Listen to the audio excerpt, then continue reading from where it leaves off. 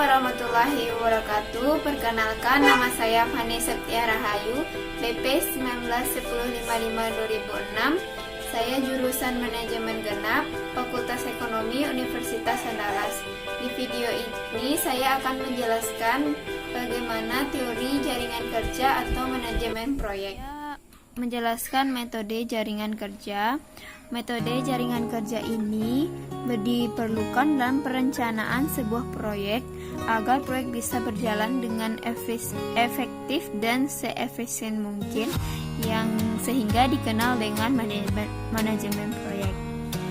Dalam teori jaringan atau metode jaringan kerja terdapat dua metode, yaitu CPM (Critical Path Method) menggunakan teknik deterministik yang waktu penyelesaian proyek diketahui. Yang kedua, PERT (Program Evaluation and Review Technical), waktu penyelesaian tidak diketahui secara pasti, sehingga memiliki tiga asumsi waktu penyelesaian, yaitu optimistik, normal, dan pesimistik, atau waktu cepat, waktu normal, dan waktu lambat. Baik, langsung saja masuk ke soal. Di sini saya sudah membuat soal aktivitas A, B, C, D, E, F, G, H. Di sini aktivitas yang akan dikerjakan terlebih dahulu. Aktivitas A dan B tidak ada dikerjakan terlebih dahulu. Aktivitas C harus selesai aktivitas A baru bisa kita mengerjakan aktivitas C. Aktivitas D, kita harus menyelesaikan aktivitas B dulu baru kita bisa mengerjakan aktivitas D. Untuk aktivitas E, kita harus menyelesaikan aktivitas C dulu baru kita bisa menyelesaikan aktivitas E. Sama juga dengan F, kita harus menyelesaikan aktivitas C dulu baru kita bisa menyelesaikan aktivitas F. Untuk aktivitas G, kita harus terlebih dahulu menyelesaikan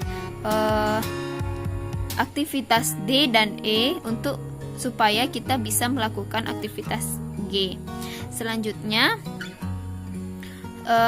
untuk aktivitas H, kita harus menyelesaikan terlebih dahulu kegiatan F dan G untuk bisa kita mengerjakan aktivitas A. Jadi, waktu normal yang saya buat dalam contoh soal seperti ini. Waktu yang tercepat yaitu ini. Untuk waktu lambatnya saya memperkirakan seperti ini. Pertama itu yang ditanyakan dalam soal yaitu tentukan penyelesaian proyek dengan metode PERT atau Program Evaluation and Review Technical. Di sini diagram jaringan kita bisa lihat dari tabel. Di sini adalah star, aktivitas A, B tidak ada yang mendahului, jadi kita buat di sini A, aktivitas A, di sini aktivitas B. Selanjutnya aktivitas C harus terlebih dahulu siap aktivitas A, yaitu di sini kita buat A, di sini C, di sini C. Nah, sebelumnya saya sudah membuat diagramnya, jadi tinggal mengisi-ngisi angkanya aja. Di sini aktivitas D harus selesai dulu aktivitas B, jadi di sini adalah D, aktivitas D. Berikutnya juga D, aktivitas D. Berikutnya juga aktivitas E harus selesai aktivitas C dulu baru bisa melakukan aktivitas E. Di sini kita buat aktivitas E. F juga sama seperti itu, selesai dulu aktivitas C baru bisa mengerjakan F. Ini garisnya, nih garis. Aktivitas G harus selesai D dan E. Kita sudah menyelesaikan D dan E, baru kita bisa menghasilkan aktivitas G. Selanjutnya aktivitas H, kita harus menyelesaikan aktivitas V dan G untuk menyelesaikan aktivitas H, yaitu G, aktivitas G dan F, yaitu dapat kita menyelesaikan aktivitas H. Nah, selanjutnya kita mencari favorability aktivitas dalam part, yaitu di sana adalah ini ES atau early start, di sini adalah EF yaitu early finish, di sini adalah early start, early finish, dan sini adalah early start. Maaf, saya ulangi lagi. Di sini adalah early start, di sini adalah early finish, di sini adalah late start, dan di sini late finish. Untuk mencari ini kita menggunakan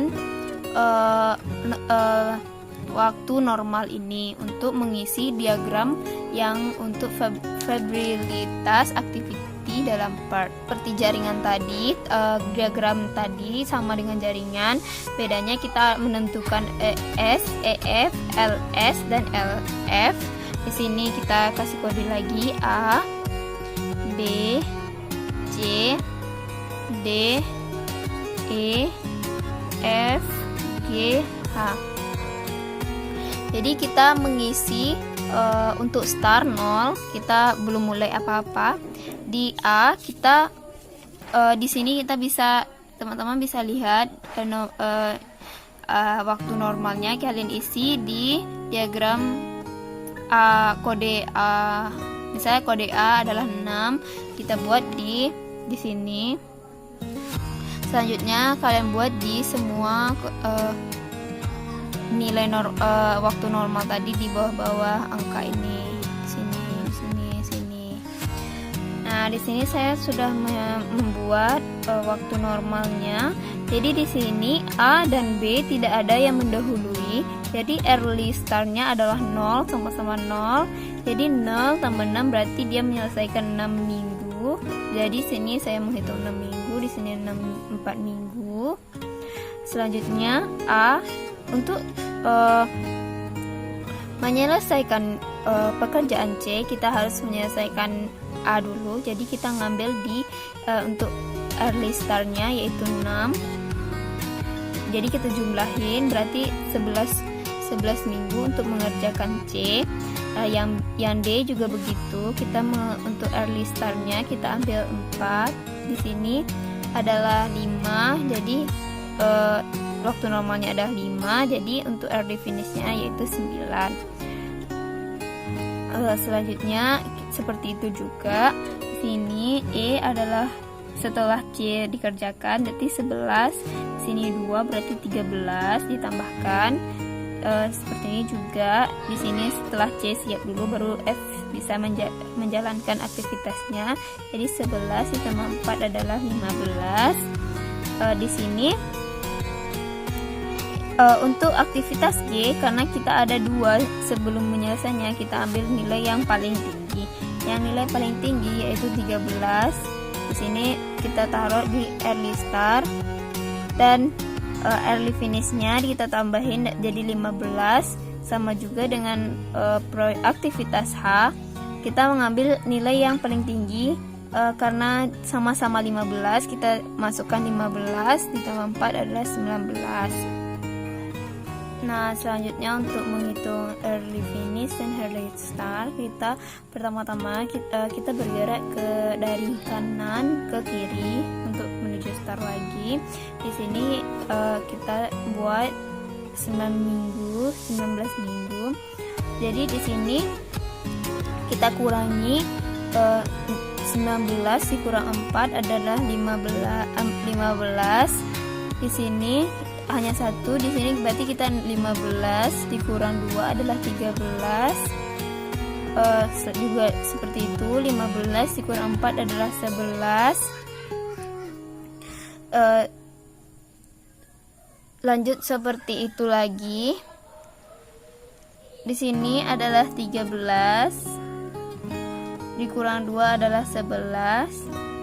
Sama juga tadi G adalah E, selesai dulu D dan E, jadi 13 sama-sama 13 dikurang 5 yaitu 8.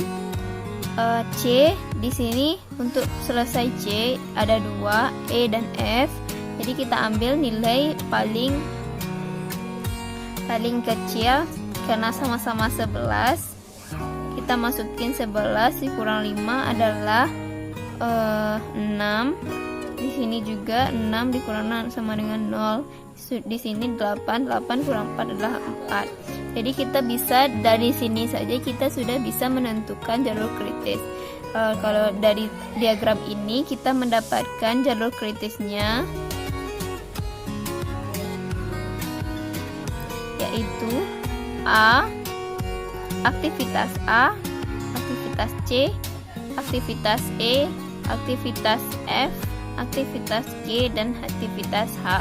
Karena di sini hasilnya 0, jadi tidak ada toleransi kepada aktivitas untuk memperlambat kerjanya. Nah, setelah kita membuat diagram early start, early finish, last start, dan last finish, kita membuat tabel lagi mencari expect time dan variant time. Di sini saya sudah mencari expect time dan variant time. Expect time itu rumusnya T sama dengan A tambah 4 M tambah B bagi 6. Jadi saya sudah mencari hasilnya segini. Dan untuk variance rumusnya yaitu B dikurang A dibagi 6 dipangkat 2.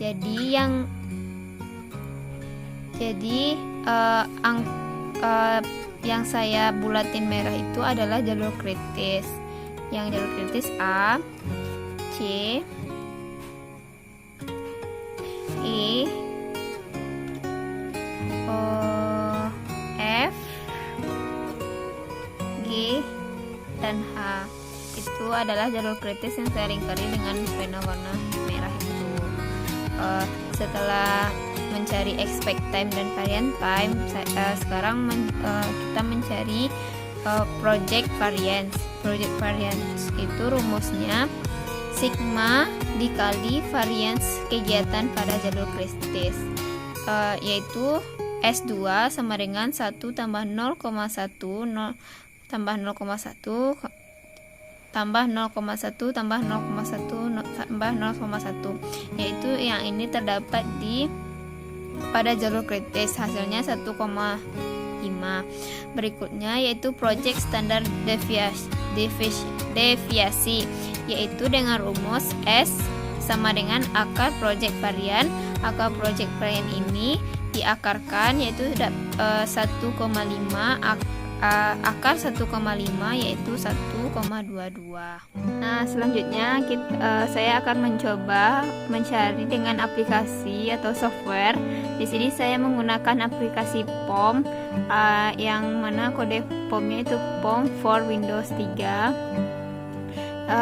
Di sini saya akan membandingkan cara manual dengan cara software, apakah sama hasilnya atau tidak. Di sini teman-teman bisa melihat menu yang di modul, menu-menu yang ada di POM. Di sini karena kita membahas jaringan kerja atau manajemen proyek, kita mengambil yaitu proyek manajemen part dan CPM. Ambil new. Kita bisa menentukan apakah single time assignment, triple time, tracing, cost budgeting, dan lain-lain. Di sini karena contoh soal saya adalah triple time, jadi saya memilih triple time. Di sini tabel saya ada 8. Saya ubah jadi 8. Di sini saya ambil ABC dan oke. Nah, teman-teman tinggal isi nilai optimis time-nya, most likely time-nya, pessimist time-nya, dan ini waktu yang terlebih dahulu dikerjakan. Jadi teman-teman mengisi soal yang telah kalian kerjakan. Nah, teman-teman bisa lihat sendiri saya sudah mengisi mulai optimist time-nya, mostly likely time-nya, pessimist time-nya, dan waktu terlebih dahulunya. Di sini setelah kalian mengisi, kita tinggal memilih menu solve. Di sini kita sudah dilihatkan activities time-nya dan early start-nya, early finish, late start-nya, late finish, slang, dan standard deviation-nya.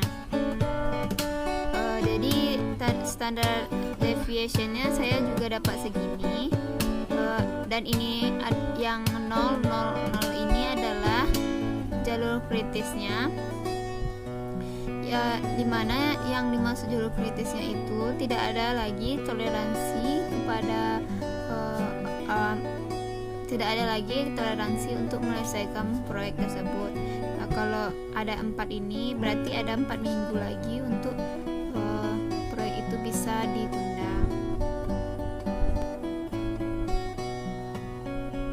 Nah, di sini ada menu lain. Ini ada saya buka. Di sini ada activity time-nya, standard deviation-nya, dan variance-nya. Variance-nya tadi sama-sama kalian tahu, saya juga dapat segini. Di sini juga ada total of critical activity-nya, yaitu 1,56. Saya juga dapat di manual segini. Dan square root of totalnya, atau di cara manualnya namanya, yaitu project standard deviation-nya, saya juga dapat segitu, 1,25. Dan selanjutnya teman-teman bisa melihat grafik dari jaringan tersebut, yaitu Gantt chart atau Gantt chart. Di sini teman-teman memudahkan teman-teman untuk membaca situasi proyek itu berapa lama diselesaikan untuk menyelesaikan satu aktivitas itu. Di sini yang warna merah itu adalah ES dan EF atau early start dan early finish.